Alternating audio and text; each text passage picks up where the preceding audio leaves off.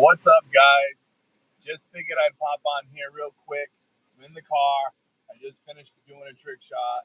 It is windy here in New England today, so I figured I would talk about what goes into a trick shot.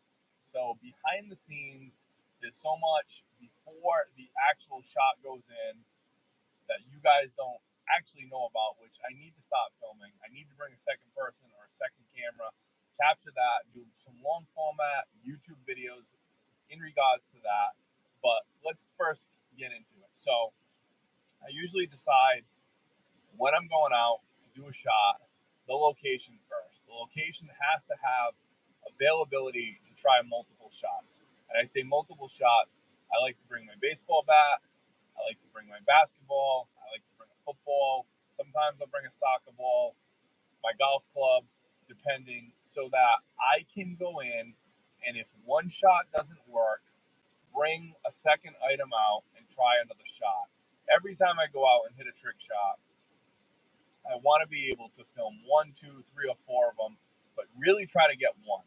So if I'm able to get one trick shot, I'm happy. If I hit it quickly, I'll hit another one or a second or third, depending on the amount of time I have in the day to get it done and the location. Another big factor is the wind. So today it is like 35-mile-an-hour winds. I tried to do a basketball shot. I hit the rim multiple times. The amount of shots I was taking to actually get it to the point where I would be able to hit it with the wind was just too much. So I'm going to go back. I now understand the location. So that is one that I can add to my list for the future. Another piece of this is I build out a list of locations that I want to go to when I see them. So I may drive by them. Recently, I was on a plane out of Boston, so I wrote some down that I could see from the sky that I'm going to go back to. It could be on a train. I saw someone I was taking the train a few weeks ago. All depends on where I am. If I am somewhere and I just feel that I can do it then and there, pop out a ball. When I traveled recently, I brought my basketball. I inflated it, put it in my bag, brought a pump, and bang. When I saw a location in Puerto Rico, get out my shot. So that's kind of some of the parameters of where I do my trick shots, how I go into them, what happens, and so on and so forth. So setting up the camera for the trick shot is definitely another thing that is, I guess, not easy when you're by yourself. So sometimes I'll film my shots and I'll get ready to put it on Instagram, YouTube, TikTok, and I'm out of frame. So I look at it, I sit down, I made it, I'm excited. Now I'm like, shit, this is not going to work on these platforms. So I go back, I move the camera back, I shoot it again. You have to go back into what it's like to feel like you got the shot, but you didn't. So then I film it again. Hopefully I make it.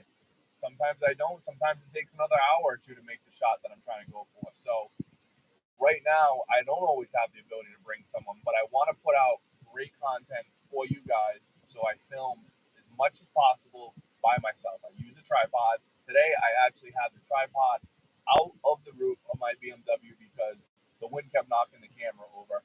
So I had to use my sunroof, see it's still open, and put the tripod in the sunroof, put the car kind of behind the basketball hoop in the parking lot because I was trying to do a basketball trick shot from the parking lot over a fence, one bounce into another hoop across the court, maybe like 2 courts away.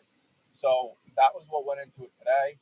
A lot of times when I'm inside, I have more time to kind of test my shots, throw them in different angles, see where the bounce is, and from there I'm able to decide going forward, how much easier it will be to land this trick shot. So that's kind of what goes into it. I appreciate you guys tuning in. I'm going to try to get on here live more often and have a good weekend.